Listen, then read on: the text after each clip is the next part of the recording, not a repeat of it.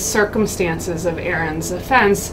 are a really good illustration of the need for individualized sentencing in these cases. First of all, it was a second-degree homicide. It was a felony murder case where there was no showing that Aaron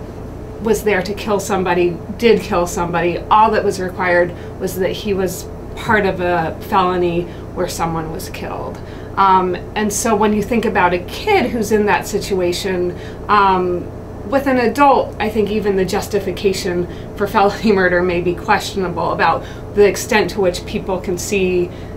being involved in a felony may result in a murder and therefore you should be held responsible. But when you're talking about a child, really when you're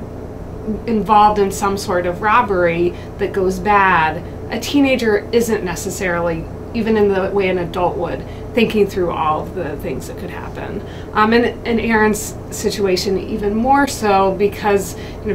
even the incident of the crime was very attenuated from the death. And I really, not to diminish the tragedy of what happened, but in terms of the involvement of the defendants, of the offenders in that case, when they left the house, they had no idea that someone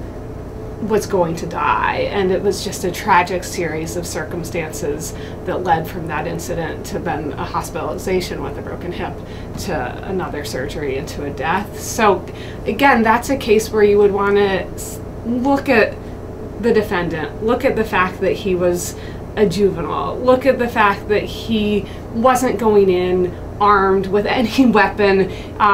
thinking that anyone was going to be killed or die as a result of this, and craft an appropriate sentence. And the fact that someone could be sentenced to a lifetime in prison, sentenced to die in prison, was a reason why his case was initially so compelling, because I think it really shows the need to look at the case individually.